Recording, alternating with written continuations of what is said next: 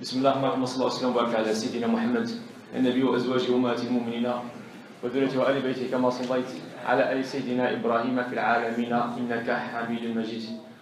Mes chers frères, assalamu alaikum wa rahmatullahi ta'ala wa barakatuh. Inch'Allah ta'ala, c'est pour poursuivre l'histoire de Muhammad sallallahu alayhi wa sallam dans notre épisode d'aujourd'hui, le 21. Nous sommes aujourd'hui au 21 épisode de cette histoire que nous avons racontée depuis quelques mois. La semaine dernière, nous étions à l'épisode où nous avons parlé de la bataille des coalisés, qu'on appelle également la bataille de la tranchée. On a vu comment Muhammad sallallahu alayhi wa sallam et ses compagnons avaient construit cette tranchée. On a vu comment elle était efficace, parce que c'est avec ça que nous avons, les musulmans de Médine, qu'ils avaient bloqué 10 000 soldats qui voulaient envahir Médine.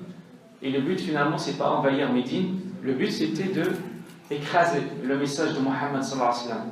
C'était une guerre entre al-haq et al-batil, entre la justice et l'injustice.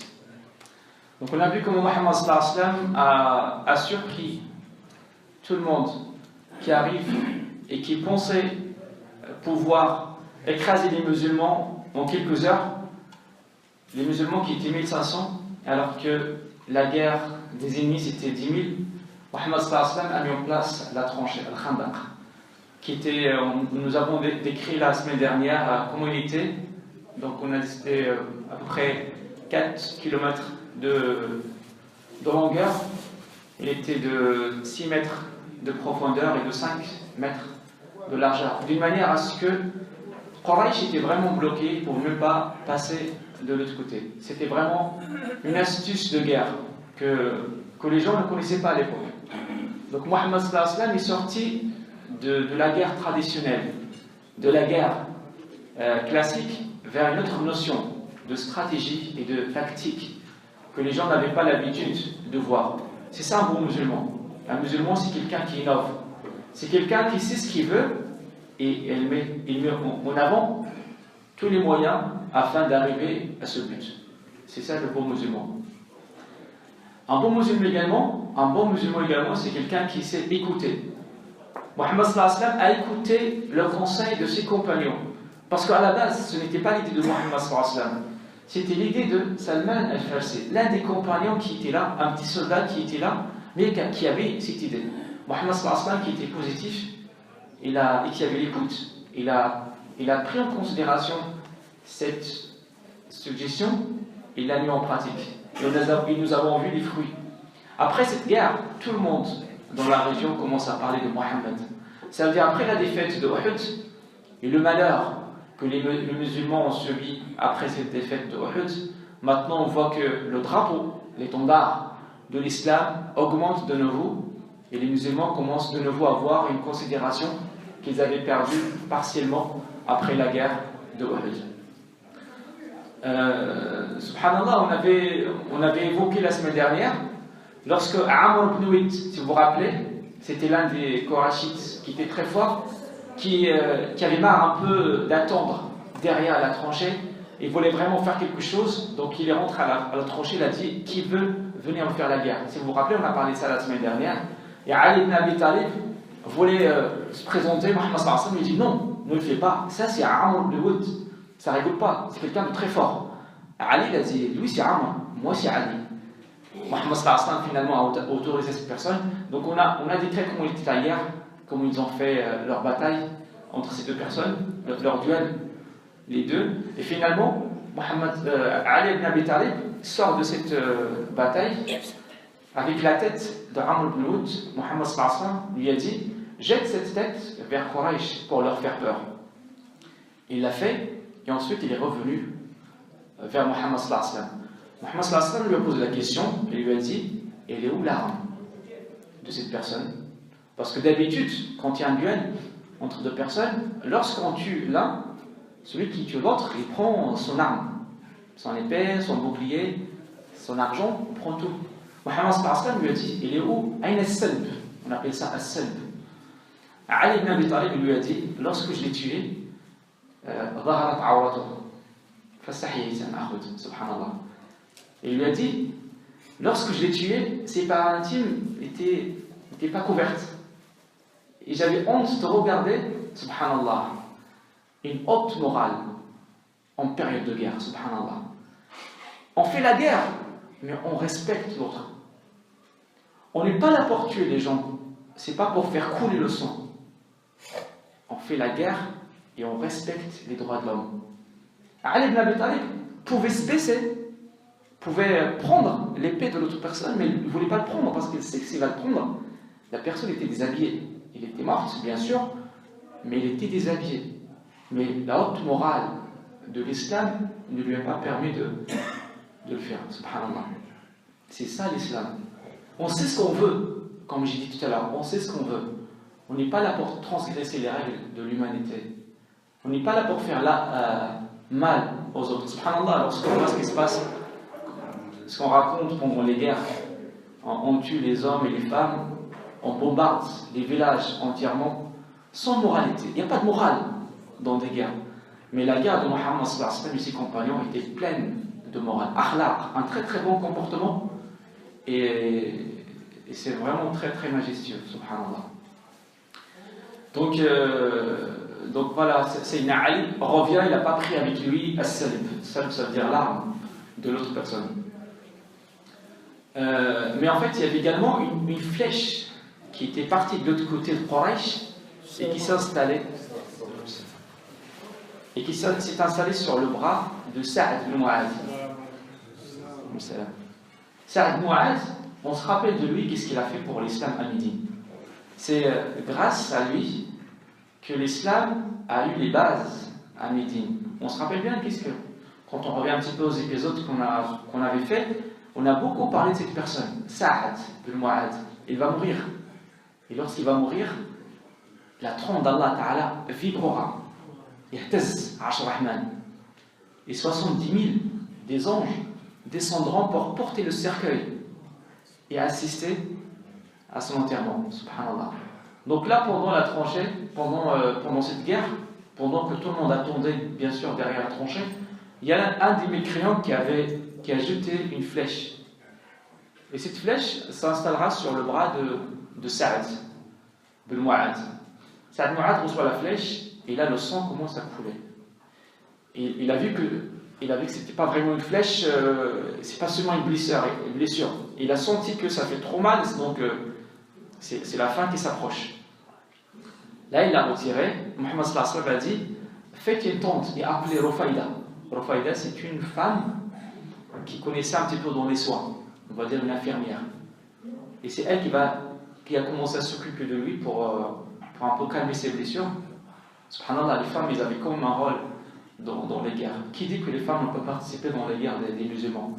Les femmes étaient tout le temps là, avec leur soutien et avec leur support qu'ils avaient fait pour les musulmans.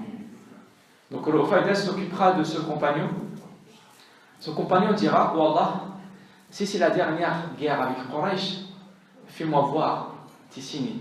Genre, si c'est pas la dernière, laisse-moi encore vivre jusqu'à ce que je vois leur fin. Et en même temps, Allah fait en sorte que je sois rassasié et que mon corps soit refroidi. Je ne sais pas comment exprimer cette expression. Je veux dire, en fait, il avait un peu, ça lui a fait mal ce que Bani Quraïda ont fait. Parce que Bani Quraïda ont trahi Mohammed sallallahu alayhi wa sallam. Bani Quraïda, c'est des citoyens qui étaient à Médine. C'est un peuple qui était à Médine et qui avait signé un pacte de citoyenneté avec Mohammed sallallahu alayhi wa sallam. Donc tout le monde protège Médine. Mais eux, ils n'ont pas participé à cette guerre parce que ce n'étaient pas des musulmans. Mais ils n'avaient pas non plus le droit de participer contre les musulmans. Donc ils étaient derrière les musulmans, et au moment où Quraysh ne pouvait pas passer et traverser la tranchée, Abu Sufyan et Huyay ibn Akhtab, les mécréants, ont décidé de reprendre contact avec Bani Quraïda qui était à Médine pour attaquer par trahison les musulmans, afin que les musulmans se sauvent pour protéger leurs femmes et leurs maisons, et que les Qurayshites traversent la tranchée et que tout le monde attaque des deux côtés. Donc, Bani Quraïda, ce qu'ils ont fait, ils ont trahi Muhammad sallallahu alayhi wa sallam. Ils avaient juste attendu un signe de Abu Sufyan pour qu'il leur dise attaquer Médine pour qu'ils le fassent. Eux, ils vont le faire par derrière et Abu Sufyan attaque par devant, et comme ça, on élimine les musulmans. Donc, Quraïda avait accepté de participer à cette guerre. Ça veut dire qu'ils avaient accepté cette trahison. Donc, Sa'ad ibn Mu'adh, il a dit oh Allah, laisse-moi vivre jusqu'à ce que je vois humilier Bani Quraïda, parce qu'ils ont trahi Muhammad sallallahu alayhi wa sallam. Subhanallah, dès qu'il a terminé cette invocation, la blessure s'est arrêtée. Ça veut dire c'est remise, et le sang s'est arrêté. C'est comme ça Allah Ta'ala a répondu à son dua, à son invocation. Donc, on a décrit la semaine dernière la guerre, donc les circonstances de cette époque, de cette guerre. Donc, on ne va pas rentrer dans le détail. Mais finalement, lorsque Quraysh a décidé de revenir et de rentrer à la Mecque, Muhammad sallallahu alayhi wa sallam a dit aux musulmans on rentre parce que la guerre est terminée. Et à ce moment-là, Jibril descend pour dire à Muhammad sallallahu alayhi wa sallam vous posez les armes. Mais les anges n'ont pas encore posé les armes. Muhammad sallallahu alayhi wa sallam a demandé c'est quoi? Jibril a dit la traîtrise de Bani Quraïda. La trahison, la traîtrise de Bani Quraïda et leur trahison, Allah Ta'ala ne peut pas la pardonner. Muhammad sallallahu alayhi wa sallam ordonnera aux musulmans de reprendre leurs armes. Ils vont tous décider en direction de Bani Quraïda. Parce que la guerre n'est pas encore terminée. Bani Quraïda ne savait pas que Quraysh était parti. Parce que si vous vous rappelez, c'est Nu'aym, l'un des compagnons qui avait joué un jeu, on a parlé de ça la semaine dernière, c'est lui qui a fait un peu manipuler Quraysh et Bani Quraïda afin de dissoudre leur lien de coalition. Si vous vous rappelez, on a parlé de ça la semaine dernière. On essaie un petit peu de faire un peu d'astuce. On a parlé de ça la semaine dernière, donc on ne va pas rentrer dans ces détails parce qu'on a un autre sujet à voir aujourd'hui. Mais si ce n'aurait été pas Nu'aym, Bani Quraïda aurait quand même attaqué Muhammad sallallahu alayhi wa sallam. Donc maintenant Quraysh rentre à la Mecque. Bani Quraïda attend toujours le signe de Abu Sufyan pour attaquer Médine. Abu Sufyan est revenu avec son armée et Muhammad sallallahu alayhi wa sallam, avec les compagnons, prendront les armes pour aller en direction de Bani Quraïda. Ils vont arriver à Bani Quraïda, c'est un château. Ils vont assiéger le château pendant 17 jours. 17 jours, jusqu'à ce que les chefs de Bani Quraïda commencent à chercher une solution avec Muhammad sallallahu alayhi wa sallam. Ils ont même nié Muhammad sallallahu alayhi wa sallam comme prophète. Ils ont dit on veut le jugement de Sa'ad ibn Mu'adh. Sa'ad ibn Mu'adh qui était l'un des grands de Médine. Et c'est lui qui a reçu la flèche, justement. Muhammad sallallahu alayhi wa sallam appellera Sa'ad ibn Mu'adh. Sa'ad ibn Mu'adh, on se rappelle ce qu'il a fait, quelle invocation il a fait. Il a dit oh Allah, fais-moi vivre jusqu'à ce que je vois humilier, jusqu'à ce que je vois l'humiliation de Bani Quraïda. Donc Sa'ad ibn Mu'adh va dire une chose. Il a dit mon point de vue, c'est qu'on arrête cet assiégement, donc ce blocus, qu'on le fait, et qu'on prend leur fortune, leurs femmes et leurs enfants, parce qu'ils n'ont rien fait, et qu'on tue les hommes. Sa'ad ibn Mu'adh. Muhammad sallallahu alayhi wa sallam a dit quoi? Il a dit qu'il en soit ainsi. Vous allez me dire c'est dur. C'est dur ce qu'il a fait Muhammad sallallahu alayhi wa sallam. C'est pas dur ce qu'il a fait Muhammad sallallahu alayhi wa sallam. Parce que ces gens ont cherché la guerre. Parce que ces gens, ils n'ont pas seulement cherché la guerre, mais ils allaient quand même faire la guerre pendant la guerre. C'est la trahison. Al-Khiyan al-Udma. La haute trahison. Al-Khiyan al-Udma. Donc justement, les musulmans vont prendre leurs femmes et leurs enfants parce qu'ils n'ont rien fait. Et parce que nous, les musulmans, on ne tue pas les hommes, on ne tue pas les femmes, on ne tue pas les enfants et on ne tue pas les femmes, mais ils vont quand même tuer 600 personnes de Bani Quraïda. Donc on va vraiment finir avec l'histoire de Bani Qurayza aujourd'hui. On peut se dire, mais pourquoi Muhammad sallallahu alayhi wa sallam ne les a pas laissés? Il est où cette miséricorde des musulmans? Ar-Rahma de l'islam. Des fois, en fait, il ne faut pas être naïf. Des fois, on est un homme de guerre, des fois, on est un homme d'État. Ces gens, c'est vraiment un très très gros danger. Déjà parce qu'ils ont fait la trahison. Deuxièmement, ils ne se sont toujours pas excusés de ce qu'ils ont fait, donc ils ont toujours insisté sur le fait qu'ils avaient raison de ce qu'ils allaient faire, qu'ils avaient raison de ce qu'ils allaient faire. Donc ces personnes restent quand même un danger. Et en plus, à midi, on a 700 hypocrites. 700 hypocrites qui étaient là. Donc maintenant, si on laisse ces gens, on les libère, mais comment on pourra gérer Médine? Parce que c'est un danger. On ne peut pas laisser un danger se diffuser dans notre nation. Donc c'est pour ça que Muhammad sallallahu alayhi wa sallam a validé le jugement de Sa'd ibn Mu'adh. Effectivement, on a appliqué cette peine contre ces gens. Donc c'était ça l'histoire de Ghazwat al-Khandaq, la bataille de la tranchée. Et Sa'd ibn Mu'adh, tout de suite, va mourir. Après ça, il va mourir. C'est comme si Allah Ta'ala a répondu à son souhait. Laisse-moi jusqu'à ce que je vois l'humiliation de Bani Qurayza. Donc voilà. Et lorsqu'il est mort, subhanallah, au moment où les musulmans l'enterrent, Sahaba racontent qu'ils ont vu la poussière monter de la terre avec l'odeur de l'huisk. Jusqu'à ce que Muhammad sallallahu alayhi wa sallam dit, jusqu'à ce que Muhammad sallallahu alayhi wa sallam commence à dire Subhanallah, Subhanallah, parce qu'il n'était pas le seul à sentir l'odeur de l'huisk. Les Sahaba ont dit, lorsqu'on a porté le cercueil de Sa'd ibn Mu'adh, qui était Sa'd ibn Mu'adh, il était quand même costaud. Ils ont dit qu'il était très très léger. Parce que les anges, ont porté le cercueil avec les compagnons pour l'enterrer. Subhanallah. Subhanallah, Sa'd ibn Mu'adh a embrassé l'islam à l'âge de 30. Et là, il va mourir, il a 37 ans. Il est resté 7 ans dans l'islam. Les grands qui ont fondé l'islam à Médine, c'est qui? Mus'ab ibn Umayr, il est mort il y a 3 ans, pendant la guerre de Uhud. As'ad ibn Zurara, la première personne qui a cru à Muhammad sallallahu alayhi wa sallam lorsqu'il était encore à Médine et qui a ramené le message de Médine, lorsqu'il était encore à la Mecque et qui a ramené le message de la Mecque à Médine, As'ad ibn Zurara, il est mort au moment où les musulmans construisaient la mosquée du prophète.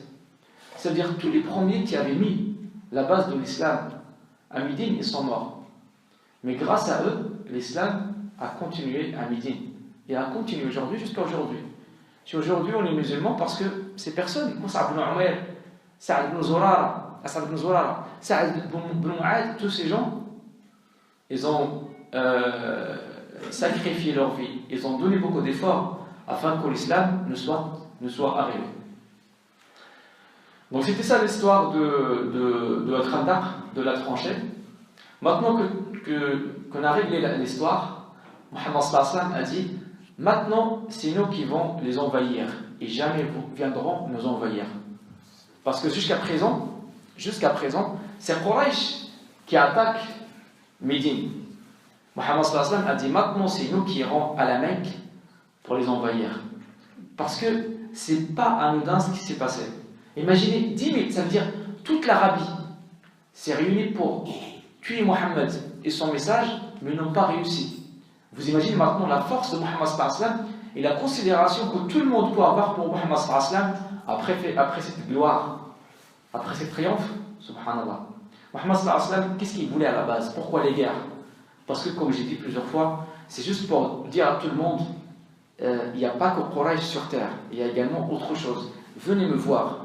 Voyez Quraysh et voyez-moi. Venez me voir moi et voyez Quraysh et choisissez. Il disait à Quraysh, laissez les gens venir vers moi, je leur expose mon message.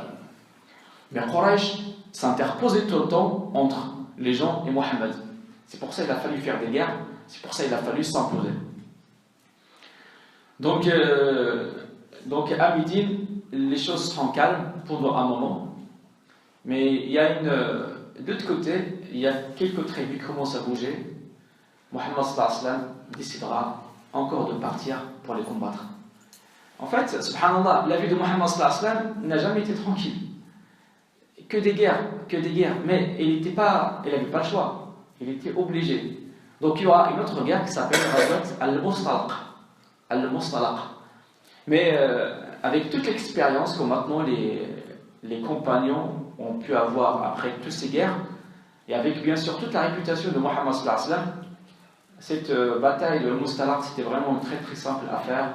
Ça veut dire en quelques heures, Muhammad sallallahu alayhi wa sallam et ses compagnons ont terminé cette guerre, parce que tout simplement, les gens de ces tribus qui étaient là pour attaquer les musulmans, dès qu'ils ont vu l'armée de Muhammad sallallahu alayhi wa sallam arriver, ils sont partis. Ils n'étaient même pas restés. Parce que tout le monde maintenant commence à parler de Muhammad et qu'il a une guerre qui est sans antécédent. Une guerre qui n'est pas basée seulement par une confrontation, mais par une tactique, par une stratégie de guerre. Et au retour, lorsque les musulmans reviendront en direction de Médine, ils vont s'installer pour se reposer. Donc là, en fait, on va commencer notre histoire d'aujourd'hui. Donc, ils commencent à se reposer, et là, il y a un des serviteurs de Omar ibn Khattab qui va chercher de l'eau pour boire. Et au moment où il boit, il y a un serviteur de quelqu'un de Ansar. Alors, Omar ibn Khattab, c'est quoi? C'est Muhajir, c'est un immigrant. Al-Ansar, c'est des locaux, des gens qui sont à Médine. D'accord? Donc, ils vont essayer, les deux, de boire, et ils vont se disputer. Donc, un enfant de Muhajiri et un enfant de l'Ansar vont commencer à se disputer. Et là, l'enfant, il dit: Oh al-Muhajiri, à moi. Ya ma'shar al-Muhajirin, ilay, venez. Ça veut dire venez me protéger. L'autre aussi, il a dit: Oh al-Ansar, à moi. Ayyuha al-Ansar, ilay. Donc il y a un groupe de Muhajirin qui arrive pour porter secours à l'enfant des Muhajirin, en même temps que d'autres Ansar arrivent pour porter secours à l'enfant de l'Ansar. Et là, il y a une bagarre qui s'est éclatée. Ça veut dire en fait que cette histoire de Muhajirin à l'Ansar était toujours problématique à Médine. Même si Muhammad sallallahu alayhi wa sallam a rapproché les cœurs, même si Muhammad sallallahu alayhi wa sallam a fusionné ces différences, même si Muhammad sallallahu alayhi wa sallam a essayé de fraterniser ces gens, mais dans la nature, il y a toujours cette appartenance. Chacun est très fier de ce qu'il est. Et des fois, ça devient très très négatif. Donc, du fois, il y a des bagarres. Donc là, ils commencent à se bagarrer. Ils commencent à se bagarrer. Et c'était vraiment une bagarre qui n'était pas simple. Et Abdullah ibn Ubay ibn Salul, on a parlé de lui plusieurs fois, c'est la tête des hypocrites. Lui, en fait, il se dit musulman, mais il n'est pas musulman. À la base, lui, en fait, il allait s'introniser, ça veut dire devenir roi à la base. Mais lorsque Muhammad sallallahu alayhi wa sallam arrive à Médine, les Médinois ont jeté la couronne qu'ils allaient poser sur la tête de cette personne pour aller voir Muhammad sallallahu alayhi wa sallam. Donc cette personne a une haine, une haine contre Muhammad sallallahu alayhi wa sallam. Mais on a également vu que c'était lui qui a fait revenir 300 soldats de musulmans le jour de Uhud. On a dit que le jour de Uhud, les musulmans à la base étaient 1000, mais dans le chemin, une personne a fait revenir 300 à Médine. Donc il les a fait démotiver. Finalement, ils n'ont pas participé à la guerre de Uhud. Donc c'est une personne qui était très très dangereuse. Abdullah ibn Ubay ibn Salul, il a vu cette bagarre, il a fait un commentaire. Il a dit: vous voyez maintenant ce qui se passe, on les a accueillis chez nous, ça veut dire, nous, les Médinois, on a accueilli ces Mécois chez nous, et vous voyez maintenant qu'est-ce qu'ils font. Il a dit: Wallahi, la in udna ila al-Madina, la yukhrijanna al-a'azzu minha al-adal. Ça veut dire, oh Allah, ça veut dire, il jure que dès qu'on va revenir à Médine, le plus puissant parmi nous sortira le plus humble, le plus faible. C'est qui le plus fort pour lui? Ça veut dire lui et ses hypocrites. Et les gens de Médine, ils veulent dire ça en fait. Ça veut dire dès qu'on va arriver à Médine, on va mettre à la porte Muhajirin. Il leur a dit, vous savez c'est quoi Mohammed et ses compagnons? C'est comme quelqu'un qui donne la nourriture à son chien jusqu'à ce qu'il grossisse et le chien le mange.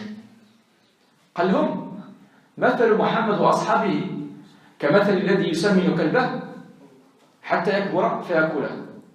Donc vous voyez comment il parle de Mohammed sallallahu alayhi wa sallam. Il a dit, j'ai même pas le courage de le dire, ce qu'il vient de dire. Mais ça veut dire en fait que ces gens ils sont très très très dangereux quand même, qu'ils restent dans cette société. Mais ils restent quand même des citoyens. Donc Mohammed sallallahu alayhi wa sallam ne peut rien faire.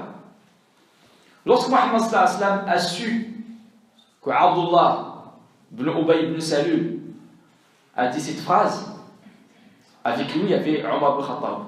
Omar ibn Khattab lui a dit, ô Rasulallah, laisse-moi couper sa tête. Laisse-moi couper la tête de cet hypocrite. Mohammed sallallahu alayhi wa sallam lui a dit, est-ce que tu veux que les gens disent que Mohammed coupe la tête de ses compagnons? Non, ne coupe pas, parce que si tu le coupes, ça va être encore plus dangereux ce qui va nous arriver. Est-ce que les gens vont dire? Ils vont dire que Mohammed coupe les têtes de ses compagnons. هل تريد أن يقال محمد يقتل أصحابه? Donc on ne peut rien lui faire. Mais Mohammed sallallahu alayhi wa sallam gérera cette situation d'une manière un peu plus intelligente. Il a dit à tout le monde, on va reprendre notre marche, on va avancer. Sahaba, à peine ils étaient installés pour se reposer, Mohammed sallallahu alayhi wa sallam leur a dit, on continue, on rentre. Donc ils marchent, ils se sont dit, vers le soir, on va s'arrêter. Vers le soir, Mohammed sallallahu alayhi wa sallam ne s'est pas arrêté. À la nuit, ils ont cru que Mohammed sallallahu alayhi wa sallam allait se reposer. Donc il n'aura même pas laissé l'occasion de se reposer. Ils ont marché toute la nuit jusqu'à Al-Fajr. Al-Fajr, ils s'arrêtent pour faire la prière, et dès qu'ils ont terminé la prière, ils vont reprendre leur marche jusqu'à l'après-midi. Pourquoi il a fait Mohammed sallallahu alayhi wa sallam? Pourquoi il a fait ça? Il a fait ça parce qu'il a vu que tout le monde commence à parler. Toi tu es Ansar, toi tu es Muhajir, un peu de communautarisme, comme ce qu'on voit aujourd'hui. Toi tu es Marocain, toi tu es Algérien, toi tu es Africain, toi tu es Kabyle, toi tu es Arabe, subhanallah. Nous sommes tous des musulmans. Mais Mohammed sallallahu alayhi wa sallam a vu que cette tendance communautarisme commence à s'introduire dans son peuple. Donc la meilleure manière c'est de les occuper. Il faut qu'on les fatigue d'une manière pour qu'ils n'aient pas le temps de parler. C'est pour ça que Mohammed sallallahu alayhi wa sallam a marché pendant 12 jours, histoire de les empêcher de parler, histoire bien sûr de faire en sorte de bloquer le problème. Et vers l'après-midi du deuxième jour, vers le soir, c'est là que Mohammed sallallahu alayhi wa sallam leur dit on s'arrête. Sahaba ont dit, dès que Mohammed sallallahu alayhi wa sallam nous a dit on s'arrête, on est tous tombés dans le sommeil. On a tous dormi parce qu'on était tellement fatigués. Parce que marcher pendant 2 jours, c'est pas simple. Bien sûr, Mohammed sallallahu alayhi wa sallam, son but c'était pas de fatiguer ces gens, c'est juste pour les occuper, pour qu'ils parlent pas. Parce que si tout le monde parle, après on ne sait pas ce qui va se passer. Parce que là le problème commence à apparaître. Le communautarisme quand même, ça commence un petit peu à s'installer dans cet état, dans cette société de Médine. Aïcha radiallahu anha a dit que lorsque l'armée s'est installée, je me suis dit je vais aller faire mes besoins, toilettes. Donc à l'époque en fait il n'y avait pas de toilettes, il n'y a pas ce qu'on a aujourd'hui. Les toilettes c'est quoi? C'est vraiment s'éloigner à un endroit où personne ne vous voit, et là en fait on fait les besoins. Donc il s'est bien éloigné pour faire ses toilettes, ses besoins, et ensuite il revient. Il a dit, dès que je suis revenu, j'ai vu que les gens commencent à bouger pour partir. Et là, j'ai mis ma main dans mon cou, et j'ai vu que j'ai perdu mon collier. Et ce n'était pas mon collier à moi, je l'avais prêté à quelqu'un. C'est quelqu'un qui me l'avait donné. Et je me suis dit, je vais courir rapidement à l'endroit où j'étais pour chercher le collier, parce que c'est pas elle. Il faut qu'il le rende. Il faut rendre les dépôts. Le boudamina de l'amanat. Il faut rendre le dépôt à son propriétaire. Il a dit, du coup j'ai couru pour récupérer, pour aller à l'endroit où j'étais, pour récupérer le collier.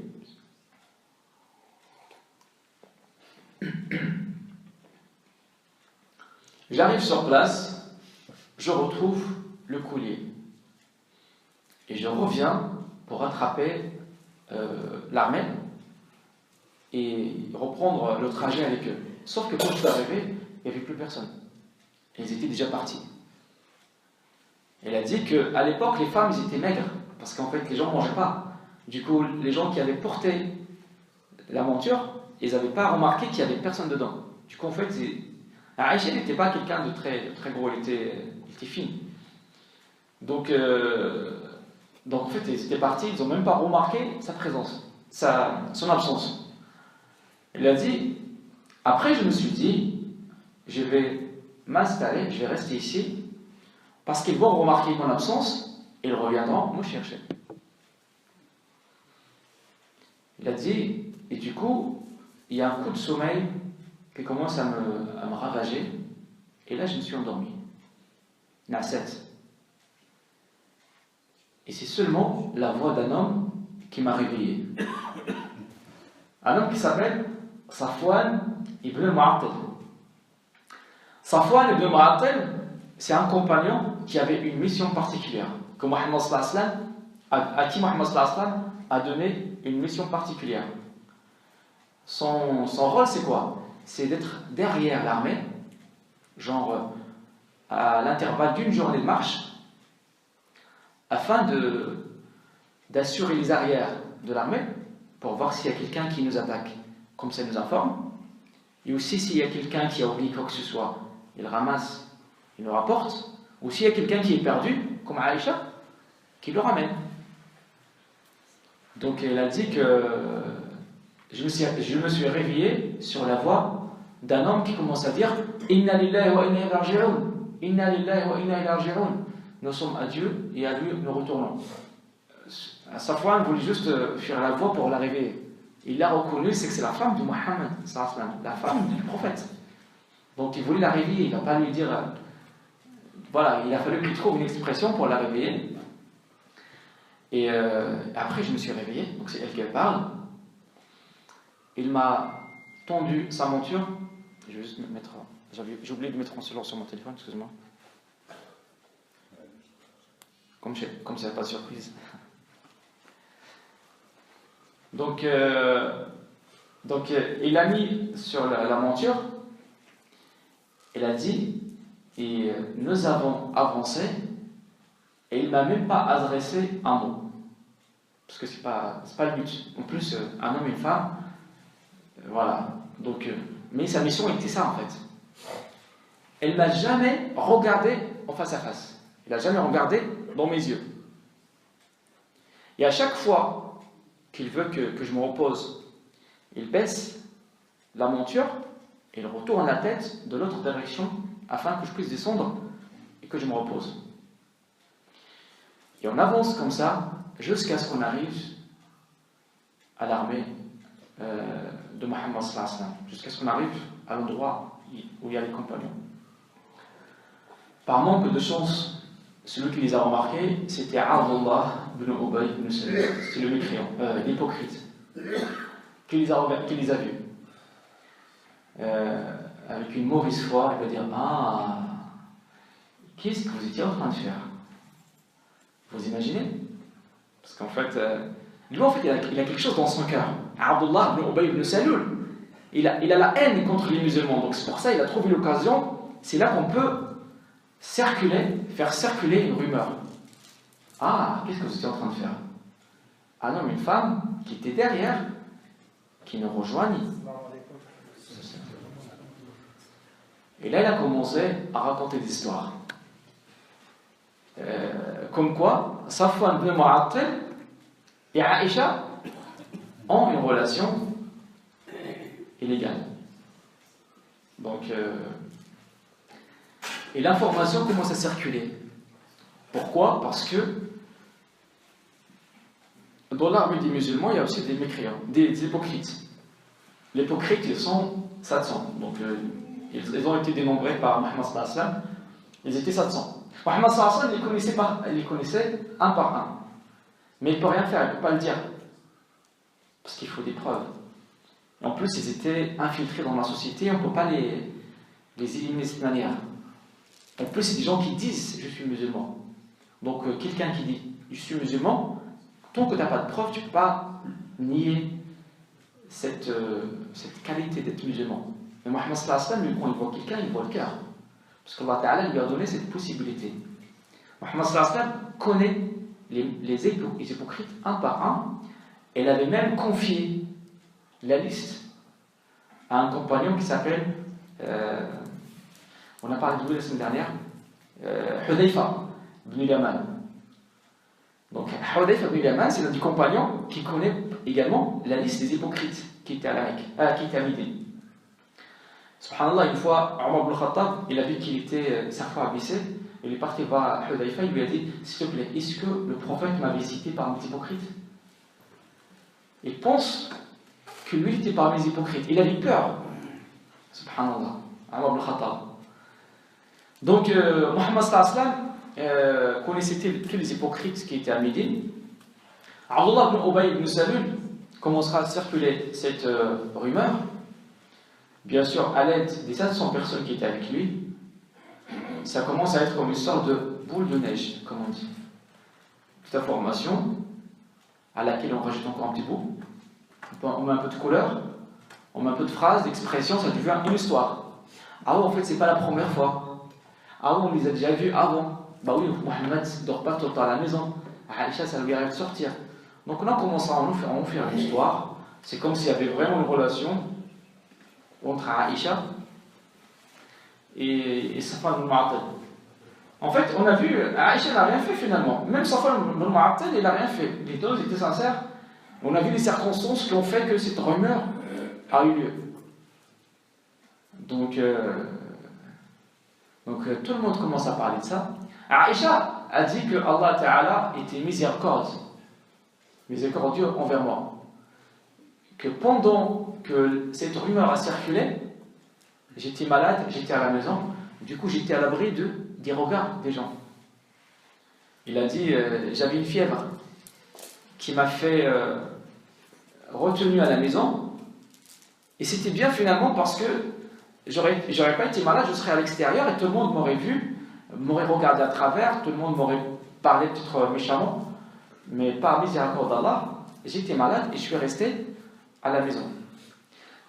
Seulement les 3 derniers jours où il a sorti, c'est là où il a commencé à voir ce qui se passe. Donc, elle était malade, elle n'a jamais rien vu. Elle dit également que, mais j'ai quand même remarqué que Mohammed sallallahu alayhi wa sallam était froid envers moi. Qu'à chaque fois qu'il rentrait, normalement, il parlait, il était très joyeux, et que là, maintenant, à chaque fois qu'il rentre, il me demande seulement si j'allais bien, c'est tout.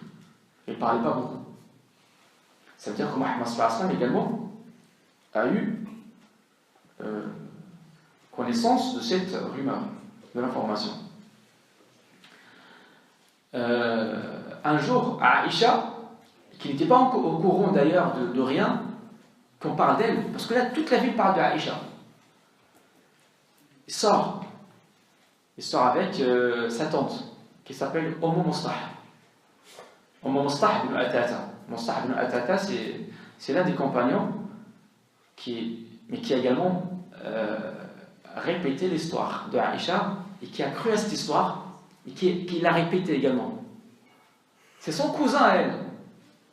C'est-à-dire que même les cousins de Aïcha ont dit du mal sur Aïcha. Mustah. Mais Aïcha n'était pas au courant de rien. Donc il marchait avec sa tante, Mustah, la mère de Mustah. Et après, en fait, Mustah marchait, il a failli tomber, il a dit malheur à toi, Mustah. Des fois, comme les gens, punaise, elle a dit malheur à toi, Mustah. Aïcha lui a dit dis pas ça sur Mustah. C'est un des compagnons qui avait assisté à la bataille de Badr. Parce que le Prophète a dit que les gens qui avaient assisté à la bataille de Badr, c'est des gens qui ont été honorés par Allah Ta'ala, qui ont une grandeur. Donc Aïcha lui a dit, ne dis pas ça sur quelqu'un, un compagnon qui a assisté à la bataille de Badr. Sa tante lui répondra, ah oui, parce que toi tu sais pas ce qu'il a dit sur toi. Aïcha lui a dit, mais qu'est-ce qu'il a dit sur moi? Donc c'est là qu'Aïcha va découvrir ce que tout le monde dit sur elle. 27 jours, tout le monde parle d'elle, elle n'est jamais au courant, maintenant il va se rendre compte. Il lui a dit, mais il dit quoi? Il a dit que tu as trompé le prophète avec un compagnon. Imaginez le choc de Aïcha, le choc. Parce que là, en fait, c'est grave en plus. C'est pas seulement tromper son mari, mais tromper son mari qui est prophète. En plus, c'est pas seulement mais le prophète qui est l'ami intime de son père. Parce que Mohammed et Abu Bakr, c'est de Khalil, c'est deux personnes qui étaient très très proches. Aïcha, c'est la fille de Abu Bakr, pour ceux qui ne connaissent pas. Il lui a dit, tu ne sais pas ce qu'il a dit sur toi, il a dit que tu as trompé le prophète avec un homme. Aïcha, par la surprise, il a été brusqué par la surprise, il court à la maison, il rentre à la maison, il trouve Mohammed sallallahu alayhi wa sallam à la maison qui était silencieux. Et là, en fait, il a compris pourquoi Mohammed était froid avec elle. Là, il a compris. Pour la première fois, il comprendra pourquoi son attitude envers elle a changé pendant ce temps. Il lui a juste dit, est-ce que tu me permets que je prenne mes affaires, je rentre chez ma mère, pour me soigner? Parce que Mohammed sallallahu alayhi wa sallam dit, ok, tu peux. Donc il a pris ses affaires, elle va chez sa maman, à la maison, et il va dire à sa maman, est-ce que tu es au courant de ce que les gens ont dit sur moi, ma mère? Sa maman lui a dit, ne t'inquiète pas ma fille, chaque fois qu'il y a une fille qui est belle et qui est aimée par son mari, il a toujours des jaloux et des jalouses qui circulent sur elle, c'est rumeur. Aïcha lui a dit, mais c'est pas possible, qu'est-ce qu'on a dit sur moi? C'est pas possible ce qu'on a dit sur moi. Est-ce que mon père est au courant? Il lui a dit, oui, il est au courant. Il est où mon père? Il lui a dit, il est à la terrasse. Et il monte la terrasse, Abu Bakr Siddiq était en train de lire le Coran. Il lui a dit, mon père, il dit que son père lui a regardé, il a dit, j'ai vu les larmes dans ses yeux. Donc en fait, Aïcha ne sait plus quoi faire. Parce que quand tu as mal, tu te plains à tes parents, tu te plains à ta mère, tu te plains à ton père. Donc là, il va juste poser la question à son père. Son père lui regarde, il a les larmes dans les yeux. Ça veut dire que tout le monde était touché. Tout le monde était touché. Parce que même celui qui sait que sa fille a trompé son mari, également ça lui fait mal. Et il lui a dit, tu vas bien mon père? Son père lui a dit, Aïcha, lorsqu'on était à Al-Jahiliya, ça veut dire avant l'islam, personne n'a osé de toucher l'honneur de notre famille. Maintenant qu'on est musulmans, on dit sur nous des choses comme ça. Aïcha n'a rien compris parce que c'est vague comme réponse de Abu Bakr. Mais ça veut dire quoi mon père? Tu crois ou tu crois pas à ce qu'on a dit sur moi? Abu Bakr n'a pas rajouté un mot. Mais rien que voir les larmes. Ça veut dire qu'il ne l'a même pas pris dans ses bras, il ne l'a pas vu depuis un moment. Il ne l'a pas pris dans ses bras pour lui dire viens ma fille. Non, même pas. Il a juste montré son visage où il y avait des larmes. Mon Aïcha, qu'est-ce qu'il va faire? Il reviendra parler à sa maman. Est-ce que le prophète est au courant? Il lui a dit oui, également, il est au courant. Donc, vous imaginez en fait la souffrance d'une femme qui n'a rien fait, et qu'on a accusé de faire quelque chose d'une telle gravité alors qu'elle n'a rien fait. En plus, contre qui? Contre Mohammed sallallahu alayhi wa sallam. Tromper son mari, je sais que c'est grave, mais encore grave quand le mari est le prophète. Donc, en plus, il n'y a personne qui lui dit « tu es innocente ».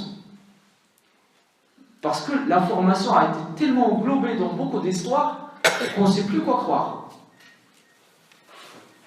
Et la société à l'époque était divisée en quatre catégories de gens. Il y avait des gens comme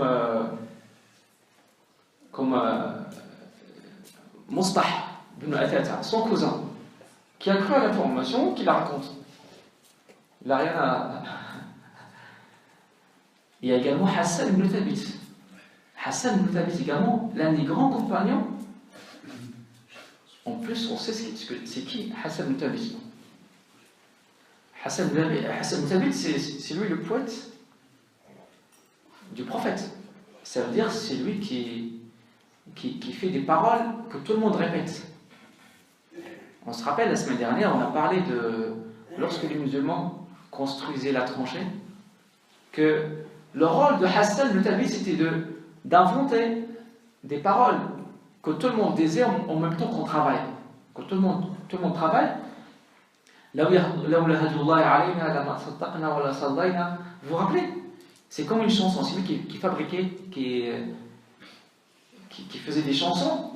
Donc c'est quelqu'un qui a vraiment que tout le monde écoutait. C'est comme si aujourd'hui on a une chaîne que tout le monde écoute, une chaîne ou un journal, tout le monde lit le journal. Donc c'est une source d'information. Donc Hassan ibn Thabit également était parmi les gens qui faisaient circuler cette information. Il y avait également une autre fille qui s'appelle Himna bint Jahsh. Himna bint Jahsh, c'est une femme, elle également, c'est une musulmane également, c'est pas une créante, une musulmane,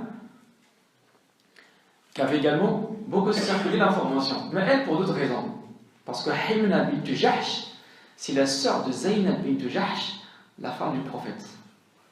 Par jalousie, parce qu'elle se dit, le prophète aime Aïcha plus que ma sœur Zaynab, donc je fais en sorte de circuler l'information, Allah alam, afin de monter les actions de ma sœur auprès de Muhammad sallallahu alayhi wa sallam, et puis c'est un petit peu de la valeur de Aïcha. Donc il y avait des compagnons de grande valeur qui avaient cru à cette information et qui l'ont également circulé. Donc il y avait ce type. Il y avait également un type de personnes, c'est les mécréants. Ils n'ont pas seulement cru à l'information, mais ils ont commencé à en faire une histoire. Donc ils inventent l'histoire. Ah oui, en fait, c'est pas la première fois, mais on les a déjà vus plusieurs fois.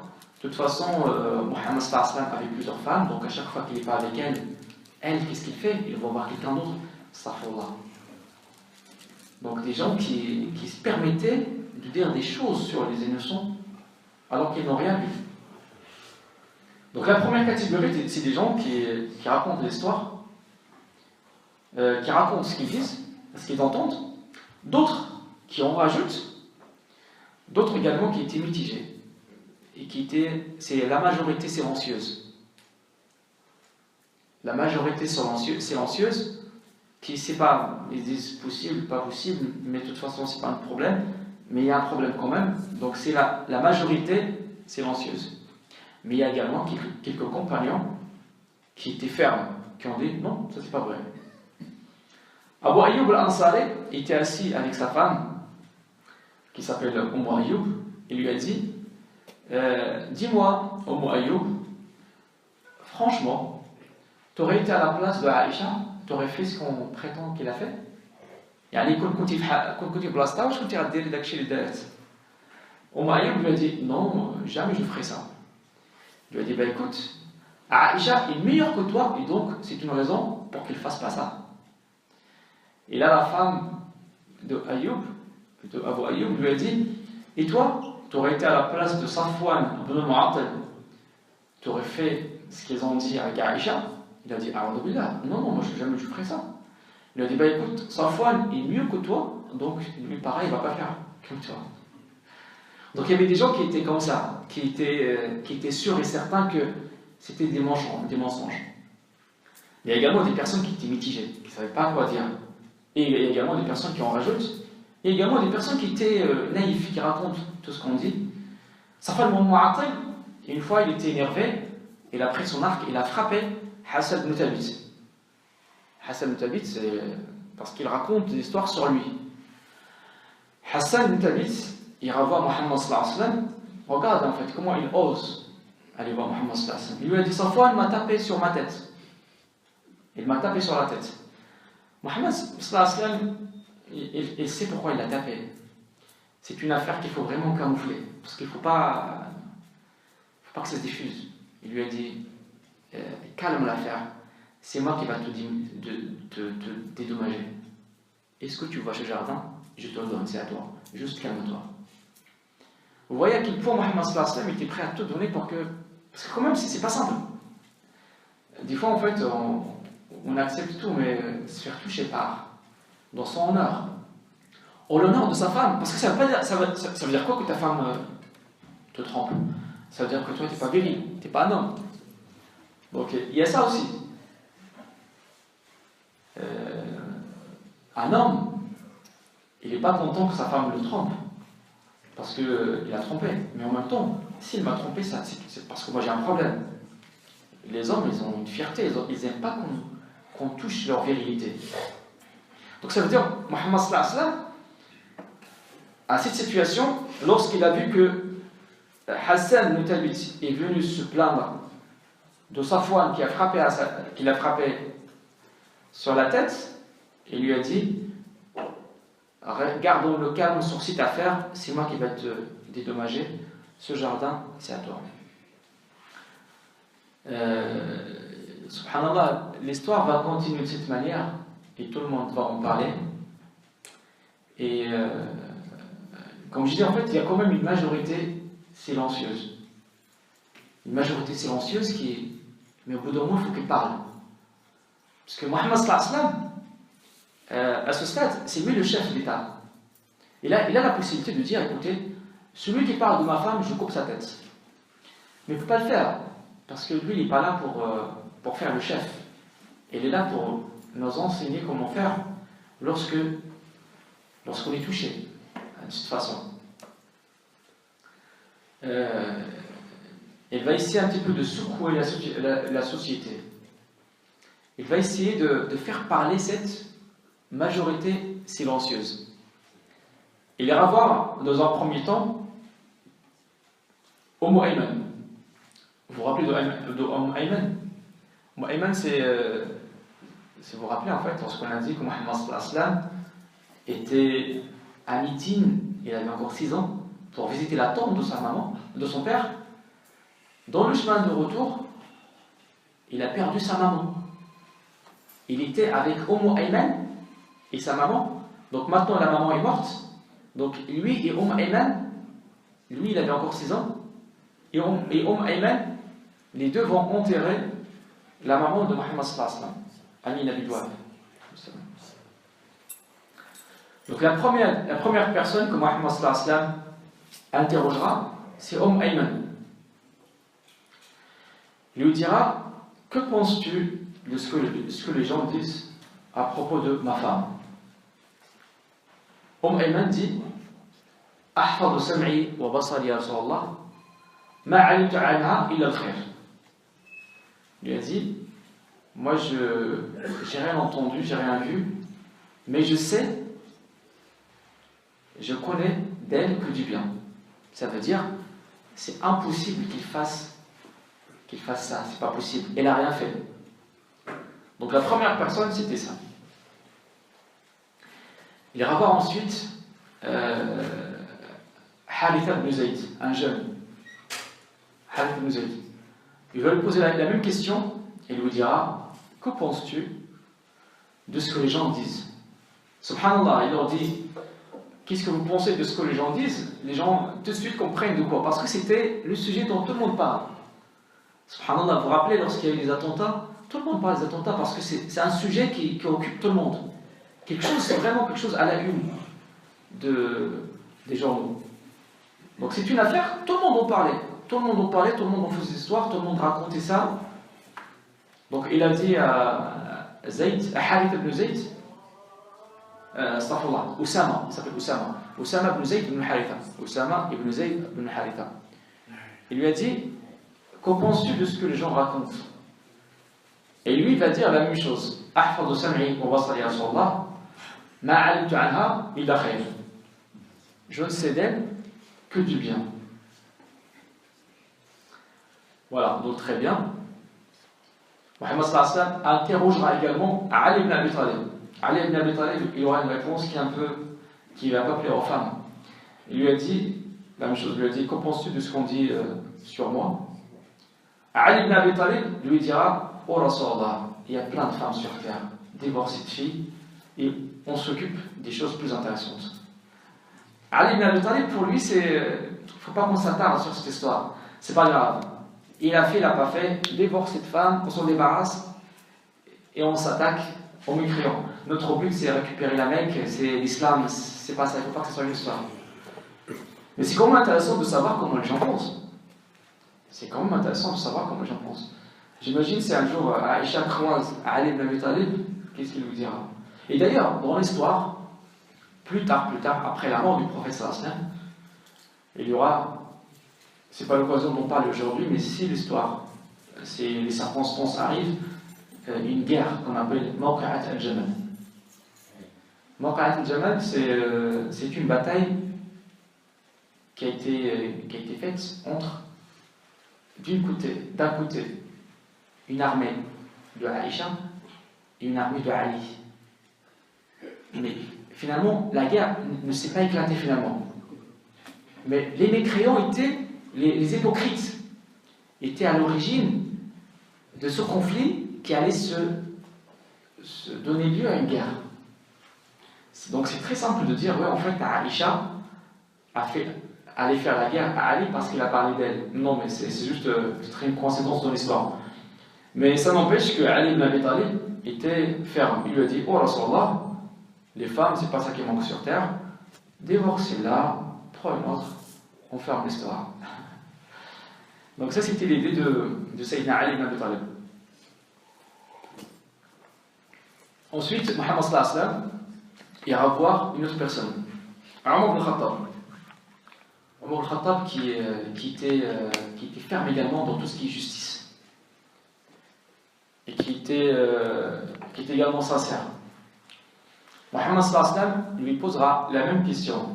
Que penses-tu de ce qu'on raconte sur ma femme? Subhanallah, Omar ibn Khattab aura une façon de voir les choses qui est très différente de tout ce qu'on a vu jusqu'à présent. Il lui a dit, qui t'a recommandé de te marier avec cette femme? Allah. Le prophète a confirmé, oui c'est Allah. Il lui a dit, est-ce que tu penses qu'Allah t'aurait arnaqué? Moi je te dis, Allah Ta'ala ça veut dire quoi? Ça veut dire, il n'y a rien dans l'histoire, Aïcha est pieuse, il n'a rien fait. C'est Allah qui te l'a recommandé. Allah Ta'ala ne t'arnaquera jamais. Mohammed sallallahu alayhi wa sallam dit, dis-leur, parle, Omar, parle. Pourquoi tu dis ça à moi? Dis ça à tout le monde.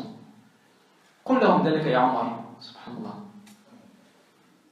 En fait, il y a une sorte de souffrance quand même, parce qu'on sait que la réalité, pas la réalité, la vérité existe, mais il est camouflé par beaucoup de rumeurs et beaucoup de...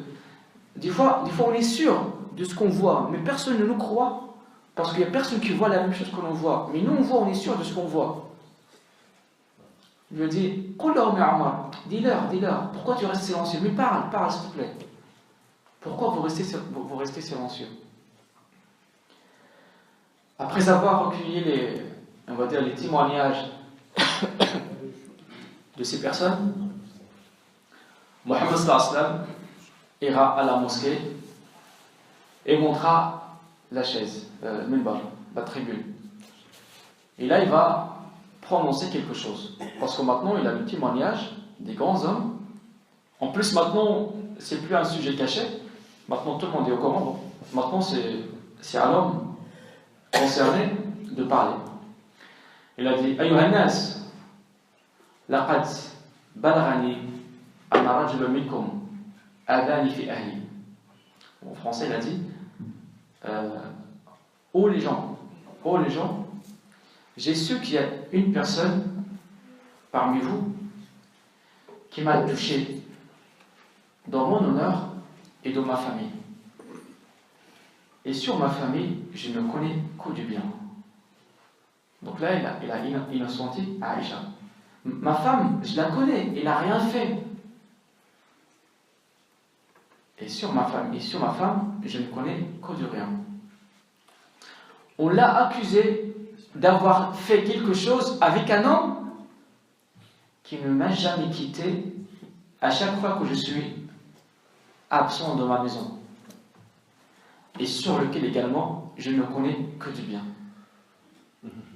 Ça veut dire qu'il a témoigné à la fois que Aïcha est une pieuse. Et sa femme de Mu'attid également, c'est quelqu'un de pieux. Ayyuhannas, ô les gens, est-ce que vous m'autorisez de prendre mes droits auprès de cette personne qui m'attaque? Est-ce que vous m'autoriserez que je prenne mes droits et réparations auprès de la personne qui m'a attaqué? Et là, il y a une personne qui va se lever, qui s'appelle Usayd ibn Hudayr. Il dit: Oh Rasulallah. Usayd ibn Hudayr, il est de Al-Khazraj. Il a dit: Oh Rasulallah, s'il est de Al-Khazraj, de nous, on coupe sa tête. Mais s'il est de l'Aus, donne-nous l'ordre et on coupera sa tête. Et là, une autre personne de l'Aus qui va se lever, il dit: mais tu es un menteur. Wallah, tu ne pourras pas le faire. L'autre, il dit: tu es un hypocrite. Je le ferai. Tu es en train de protéger un hypocrite. Donc là, en fait, à la mosquée du prophète, les gens commencent à chamailler, les gens commencent à se disputer. Mohammed descend de sa chaise. Il a dit: vous reprenez le comportement de Jahiliya alors que je suis encore parmi vous. Et Mohammed les a quittés. Ce qu'il voulait Mohammed, c'était vraiment finir cette histoire. Mohammed voulait finir cette histoire en réunissant tout le monde, en essayant de juger en public cette personne. Mais le communautarisme commence à surgir. Moi je suis de l'Aus, toi tu es de la Khazraj, comme je disais tout à l'heure. Toi tu es marocain, toi tu es algérien, toi tu es kabyle, toi tu es africain. Mais on est tous des musulmans. Le jour où tu seras devant Allah Ta'ala, il ne va pas te demander ta couleur. Il ne va pas te dire parle en français, en arabe. Il va te dire il y a quoi dans ton cœur. Et en fonction de ce que tu as dans ton cœur, tu seras jugé. S'il y a du bien, bien sûr, tu auras du bien. S'il y a du mal, attends la miséricorde d'Allah, s'il veut te l'accorder. Ou sinon, Allah Alam, qu'est-ce qu'il va te faire? Donc vous imaginez, le communautarisme, même à l'époque du prophète sallallahu était présent. C'est bien qu'on raconte ces histoires, pour qu'on sache que les problèmes que nous avons aujourd'hui, ils étaient tout le temps dans l'humanité. C'est un vice. C'est un vice dans toute l'humanité, depuis tout le temps. Même à l'époque de Mohammed sallallahu alayhi wa sallam, il y avait ce problème. Comme ça, c'est un jour, on vous parle d'un prophète qui a fait ceci, cela, et qu'il faut faire comme lui. Vous n'allez pas me dire non, ces gens, ils étaient des compagnons, nous on est faibles, on n'est pas comme eux. Bien sûr, c'est des compagnons, mais également ils avaient les mêmes problèmes que nous avons aujourd'hui. Donc l'histoire du prophète et l'histoire des compagnons, c'est une histoire qu'on peut tous refaire. On peut tous les prendre, bien sûr, comme exemple.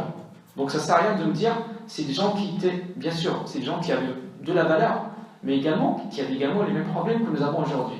Donc s'ils arrivent quand même à faire des choses que toi aujourd'hui tu ne peux pas faire, arrête de croire qu'eux ils l'ont fait parce que c'est des compagnons et que nous on ne peut pas le faire. Je parle bien sûr des choses bien, bien sûr. Donc les deux quartiers de Médine commencent à chamailler, commencent à se disputer. Mohammed sallallahu alayhi wa sallam descend de la chaise, de la tribune, et il dit: vous reprenez le comportement du Jahiliya alors que je suis encore parmi vous. Il les a quittés. Il les quitte pour aller en direction de la maison de Abu Bakr. Il arrive à la maison de Abu Bakr. À la maison d'Abu Bakr, il y a qui? Il y a bien sûr sa femme, il y a également sa fille, Aïcha. Parce qu'Aïcha, comme on l'a dit au début de cet épisode, a décidé de prendre ses affaires et d'aller à la maison de son père. Mohammed sallallahu alayhi wa sallam entre à la maison de Abu Bakr, il voit Aïcha, il lui dit Aïcha, si tu es innocente, Allah Ta'ala fera éclater la vérité. Mais si tu as commis une erreur, repens-toi, parce que Allah Ta'ala est pardonneur. Ce qu'il a dit, c'est vrai. Mais imaginez, Aïcha, elle reçoit cette information, mais ça veut dire quoi, là, sur Allah? Ça veut dire, tu penses que moi j'ai fait? Et il regarde ses parents, il leur dit, mes parents, mais dites quelque chose à Allah, dites quelque chose, parlez. La maman de Aïcha dit, on ne sait pas quoi dire. On ne sait pas quoi dire. Et là, Aïcha dit, franchement, je suis sûre et certaine que vous avez des soupçons qui se sont installés dans vos cœurs. Maintenant, même si je jure que j'ai rien fait, vous allez pas me croire. Mais si je vous dis que je l'ai fait, vous allez me croire. J'ai que la parole du père de Youssef à raconter lorsqu'il a dit une bonne patience et Allah Ta'ala l'appuie contre ce que vous racontez. Il leur a dit, je n'ai que la parole du père de Youssef qui a dit Sabrun Jamil, une belle patience. Wallahu al-musta'an ala ma tasifun. Subhanallah, il était tellement panique, il a oublié le nom du père de Youssef alayhi salam, qui s'appelle comment? Il s'appelle Yaqub. Il a oublié. Parce qu'il était tellement en panique, il était en panique parce que tout le monde est contre toi. Tout le monde est contre toi. Il aurait pu dire, j'ai que la parole de Yaqub. Mais elle, a dit, j'ai que la parole de le père de Youssef. Ou alors, ça se trouve, il a dit le père de Youssef pour parler de Youssef. Parce que Youssef également a été accusé d'avoir fait le péché avec une femme.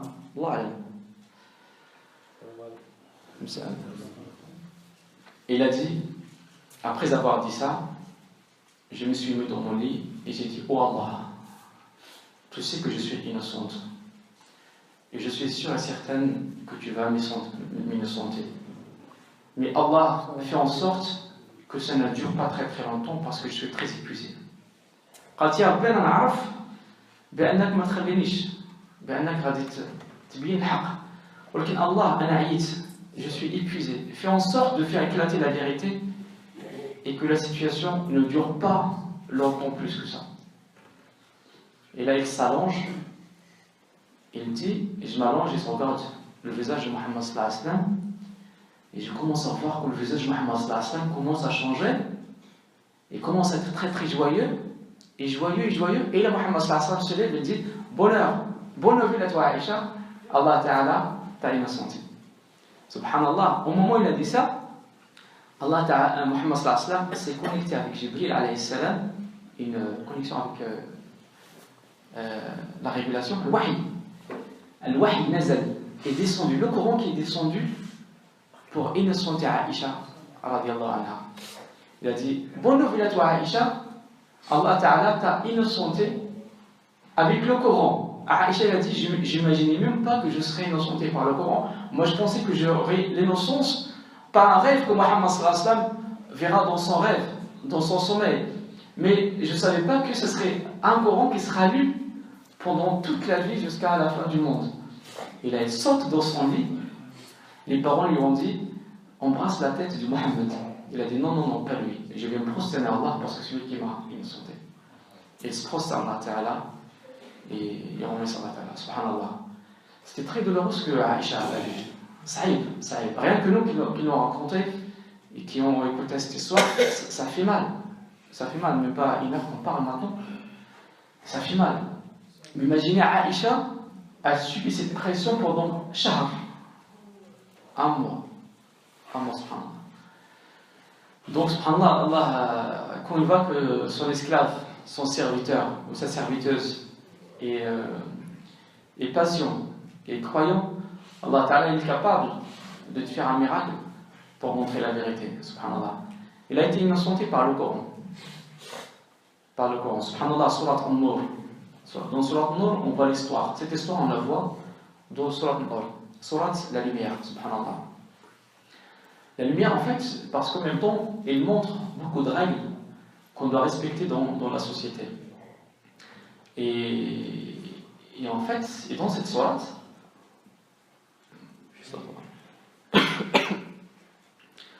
celui qui commet qui commet la fornication, l'adultère, il doit être fouetté. Mi'at jalda, sans fouet, sans coup de fouet, subhanallah. Mais subhanallah, il y a beaucoup de conditions pour prouver que cela a été fait. Et il faut trouver 4 témoins qui ont vu cette personne. 4 témoins qui ont vu cette personne, mais qui ont entendu parler de cette personne, mais qui ont vu avec leurs propres yeux. Ça veut dire, dans l'islam, on n'a pas le droit de croire aux rumeurs de cette manière, sauf si tu as 3 témoins. Les 3 témoins qui vont dire, j'ai vu avec mes propres yeux que cette personne a trompé son mari ou qu'il a fait la fornication avec cette personne. Et à partir de cela, on appliquera son fouet contre cette personne. Je rajoute, les témoins ensemble. Il ne faut pas que chaque témoin dise je l'ai vu aujourd'hui, l'autre il a dit demain. C'est tous les. Il faut que ça soit vu ensemble, la même heure, le même endroit. La même heure. Ici, il y a un qui rapporte cette information, mais il n'a pas 3 témoins oculaires. C'est cette personne qui sera fouettée 80 jalda, 80 fouets. Parce qu'il faut protéger les femmes et les hommes. Avant, en fait, il n'y avait pas ce verset. Maintenant, dans le Coran Karim, ils vont être fouettés 80 coups de fouet. Et justement, en fait, Hassan ibn Thabit sera fouetté. Mustah ibn Atata, 80 fouets. Parce qu'en fait, ils n'ont rien vu, mais ils ont circulé l'information. Himna bint Jahsh également sera fouettée. Subhanallah, dans l'histoire des musulmans, 4 personnes sont arrivées devant le juge. Ils ont tous dit qu'ils ont vu 2 personnes faire la fornication, faire l'adultère. On a posé la question, est-ce que vous les avez vus d'une manière claire, genre, c'est pas je les ai vus dans une pièce. Non, est-ce que tu étais dans cette pièce et tu les as vus? Ça veut dire, en fait, on protège bien l'honneur des musulmans. Parce que si on laisse cette langue parler partout et contre qui que ce soit, il y aura beaucoup de problèmes dans la société. C'est pour ça, pour vraiment bloquer l'islam, il a dit, il faut absolument 4 témoins. Il faut qu'ils soient des témoins oculaires qui ont vu, qui ont vraiment vu. Ça veut dire en fait vraiment, d'écrire l'acte, tu l'as vu. Donc c'est vraiment ceux qui s'exposent en public qu'on va punir.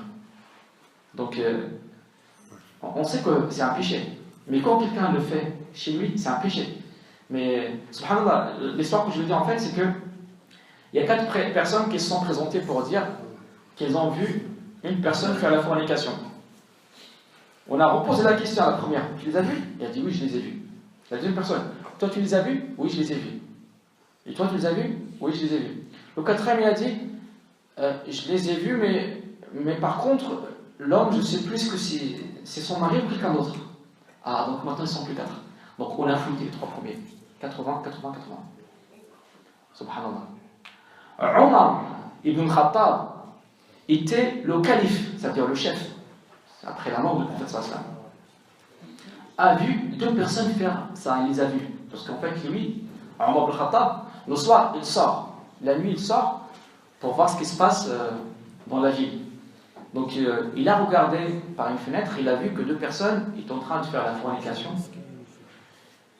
Et il a réuni les musulmans, il leur a dit, je les ai vus avec mes propres yeux. C'était le calife. Mais même si tu es calife, dans l'islam, il faut que vous soyez 4. Il faut que vous soyez 4. Parce qu'en fait, on ne peut pas laisser tout le monde parler sur les gens. Parce que si on laisse les gens dire n'importe quoi, tout le monde va parler. Et ça détruit les familles. Ça détruit les familles. C'est pour ça qu'on a vraiment mis ce blocage. Donc lorsque Omar ibn Khattab a dit je les ai vus avec mes propres yeux, Ali ibn Abi Talib lui a dit est-ce que tu as 4 témoins? Omar, qui est le calife, c'est-à-dire encore plus gradé qu'Omar, lui a dit non, je ne les ai pas vus. Ali lui a dit si tu ne ramènes pas, non, si tu n'as pas 4 témoins, dis pas leur nom. Si tu dis leur nom, on te fouette tout de suite. Le calife, on va fouetter le calife. Subhanallah. Donc, c'est une protection. C'est une protection de l'islam. Parce qu'en fait, l'être humain est très précieux dans l'islam. Et ce qui fait la société, c'est la famille. Donc, si on se permet à parler sur la femme de l'autre, ou sur le mari de la fille, de la femme, on en fait des histoires, on va voir que beaucoup de familles vont... Parce que les gens croient finalement ce qu'on raconte. Et il suffit qu'il y a une petite rumeur qui circule, tout le monde y croit. On va voir beaucoup de familles qui vont se séparer, beaucoup de couples qui vont se séparer, ils n'ont rien fait, mais parce qu'en fait on les aime pas, on veut juste les séparer, donc on va circuler l'information. Et tu sais, ton mari, il te trompe avec une femme, alors que lui il n'a rien fait, cette femme commence à avoir les soupçons, et le bonheur ne sera plus dans cette famille. Donc ça c'était l'histoire de l'ifk pour aujourd'hui. Inch'Allah, la semaine prochaine, on va voir un autre sujet. Le sujet qu'on va voir, Inch'Allah, c'est